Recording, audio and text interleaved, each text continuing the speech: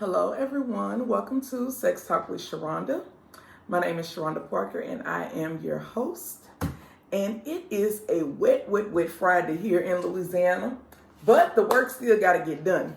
I know I said I was going to go live at 10, but I came into the store this morning, and it looks like the rain may have knocked out our power, air conditioning, whatever. So I'm going to have to deal with that. So I was like, let me go ahead and get this live done because I know I'm going to have some other things that I'll be dealing with throughout the day. That's one of the things that goes along with entrepreneurship. You wake up every day. You don't know from day to day what's going to be presented to you. So you have to be prepared to move accordingly. Okay? So let me just say this. If my eyebrows grease, it's because of my microblading. Thank you, Beehive, for this beautiful set. Get with Ashley at Beehive. And I just want to make sure, okay, that's everything. Okay, so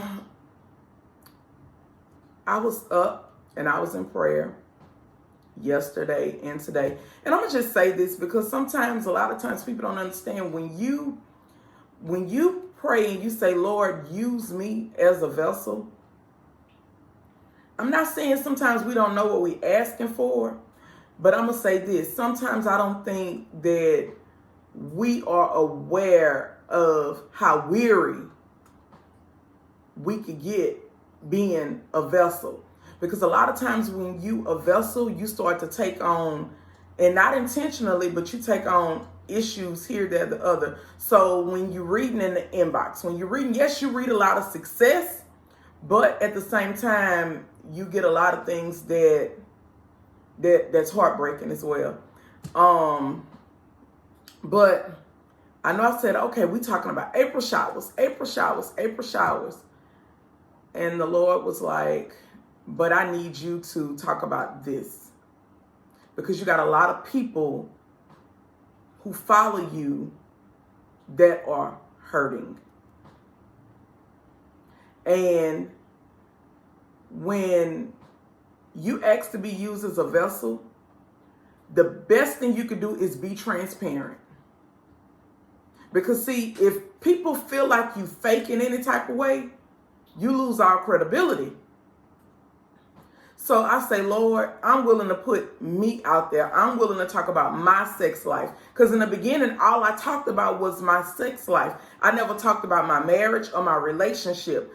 But as I grew and the Lord started to reveal to me my purpose and why I am put here, I started to talk more and more about marriage and my marriage personally, and the ups and the downs and so on and so forth. And so often when I'm doing sex coaching, so often when I'm here in the store, and I'm talking about men and women because marriage for me is man and woman. I'm not knocking same sex. The thing is, I know the same issues go on in same sex, but in order for me to give my perspective, I have to give it the way I see it. Okay?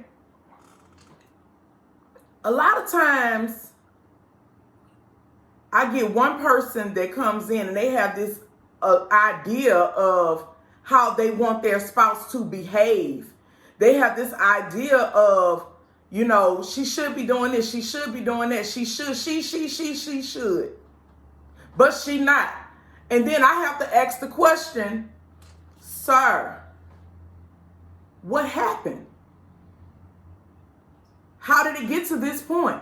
Because let me tell you something, and this is what I know to be true.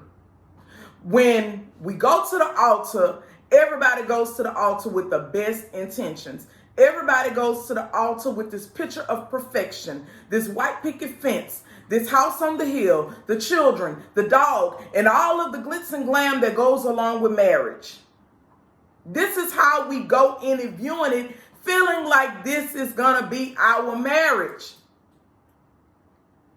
But then sometimes something happens. Not sure what the something is because the something can be anything. And what happens is a person becomes broken. I'm talking about infidelity because that is what I hear the most about. I constantly hear about infidelity. meaning people can't be faithful, truthful. Affairs happen on some type of level, whether it's a virtual affair, whether it's an emotional affair, whether it's a physical affair. It's something. And what happens is, and the Lord, my God, woke me up this morning and told me, go to the store, get 2 mirrors. I had no idea I was going to be able to find a black one and a white one. Get 2 mirrors, and I need you to bring a hammer to work with you. Because I need you to show them what brokenness looks like. See, when your wife looking in the mirror and she looking at her reflection, she is looking at the perfect version of your marriage. And she's going in it white, pure. Yes, she has imperfections, but she never feels like her imperfections are bad enough to make you hurt her. Step out on her. Start entertaining somebody else. She never feels like what she got going on is that bad because she mouthy. Or like some men like to say, because she don't listen. Because for a long time, I was told that I didn't listen. But I didn't understand what not listening meant. I didn't understand it. Because my thing is, I'm doing what you say do. So when you saying I'm not listening, I don't understand. But a lot of times, the not listening is you're not necessarily going along with his plan. Because we were raised as American women, especially black women, to have a mind of our own and think for ourselves. So the thing is, our husband can present us with a plan, but we still have our own plan. Right? So, for whatever reason, you didn't meet the mark in his book. Now, I'm not saying that you didn't meet the mark, ma'am. I'm not saying that. What I'm saying is in his book, you didn't meet the mark. So it was justification for him to do whatever it is that he felt like he was going to do. He just needed a reason to justify it. And what happens is brokenness. God himself told me to show it to you just like this. See, when infidelity happens, when cheating happens, this is what it looks like. You can't put this shit back together. It can't go back to how it was.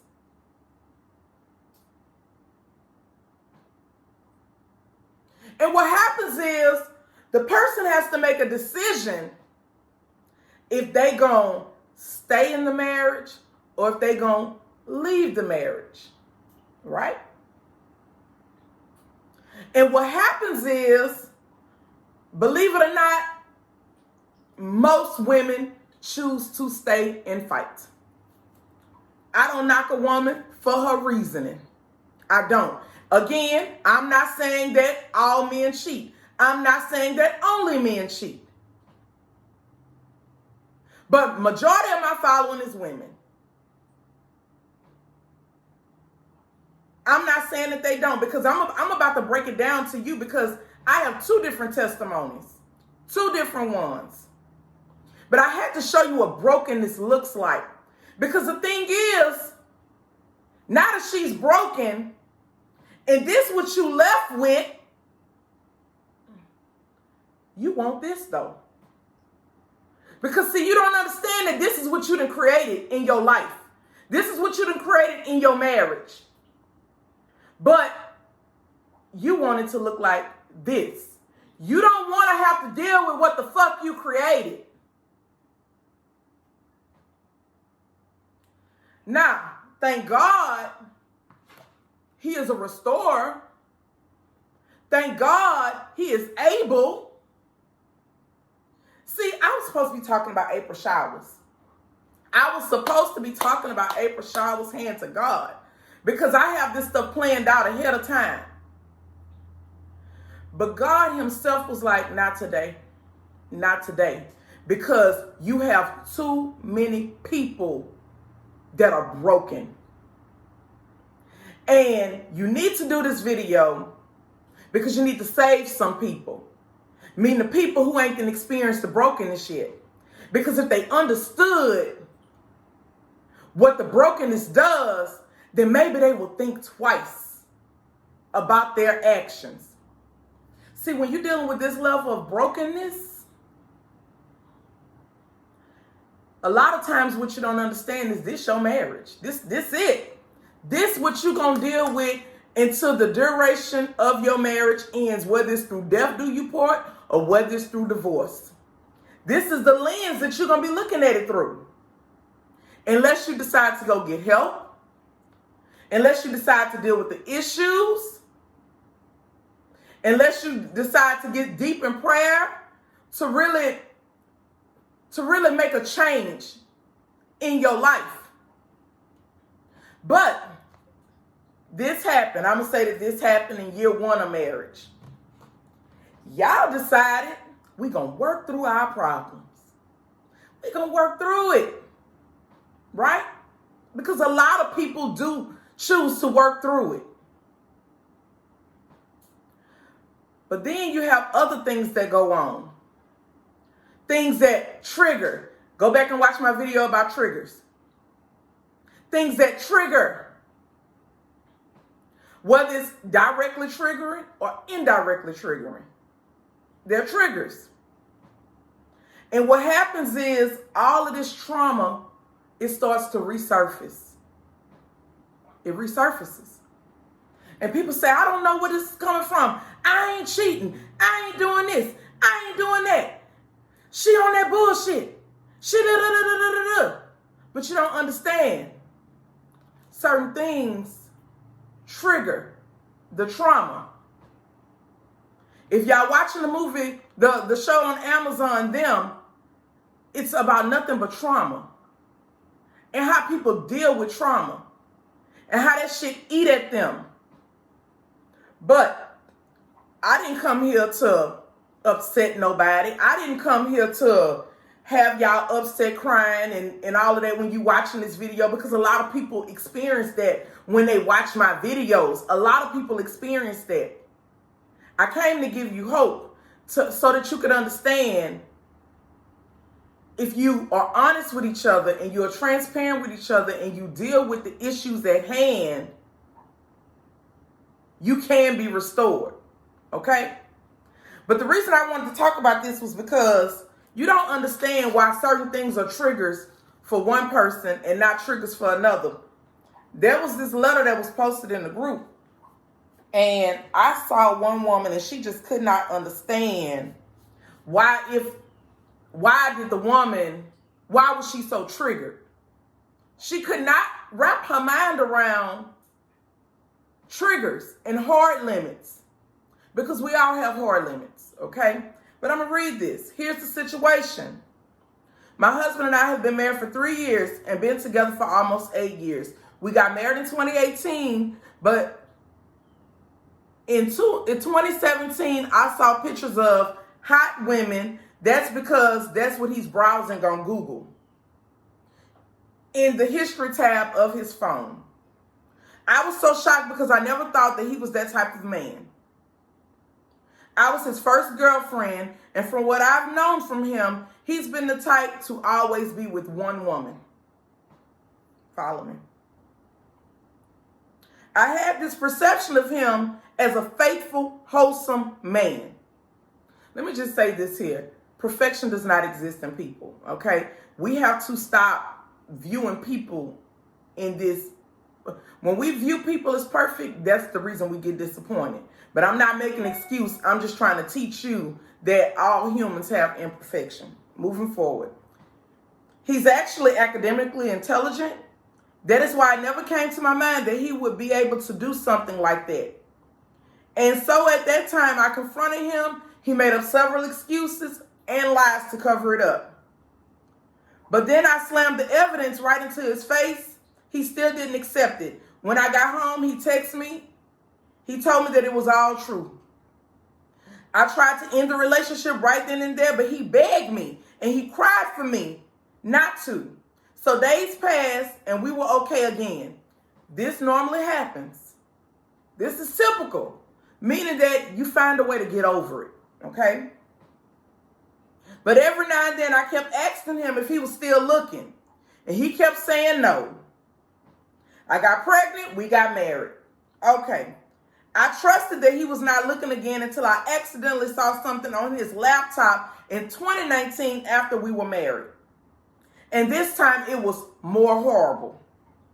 I felt numb. I felt sick. I saw an album of women, but this time these women were not from Google. There were pictures of girls from his Facebook. Some of them I even knew. A picture of his classmates, even a picture of his cousin. I think that was really the low blow, the picture of his cousin. Our neighbors, one of his teachers, even some of my coworkers. I felt like I was a walking zombie for the next few days. I confronted him. I asked him why. I had a lot of questions. My mind was racing, and I felt like I was not enough. That happens as well. Am I not attractive? Do you really honestly love me? I felt so betrayed. He used those pictures to turn himself on. Trust is really something not to be played with. Yes, our marriage still continues, but I never forgot it. I couldn't trust him anymore. I was paranoid. We always fight because I think that he's still doing something. I always think that whenever he goes out to work, he's looking at the girls at work with malice. I think that he sincerely doesn't love me because if he did, why would he not be content with me? You see, I never wanted to be like this. This drains me. Mentally, it consumes me. It made my heart black. I guess when he betrayed me again and again and again, it's not the love that was broken with me, but it was the trust that was broken with me. All right. I wanted to read that. Now, I often hear women say, well, you ain't got to do nothing but cheat back. I just had a woman that sent me an inbox, a message in the inbox, and her husband was unfaithful. And she felt like I'm a start me up something. I'm going to give me somebody on the side. I'm gonna make him feel what I felt. But she sent me a message, and let me tell you something. Her spirit is tormenting her so bad to the point where she is losing it mentally. And I explained to her, as a woman, as a wife, like I'm just the type of woman, I'm not moving how you move because that's how you move. Like I'm not about to put myself in situations to where my spirit gotta be vexed. So I referred her to a counselor because I felt like she needed real psychiatric help. She needed to lay on the couch type of counseling. But the reason I did this video is because I really wanted to show people what brokenness looks like.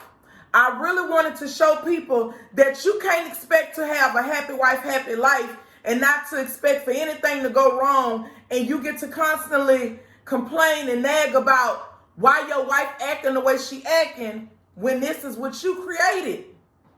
Now you got to look at this every day.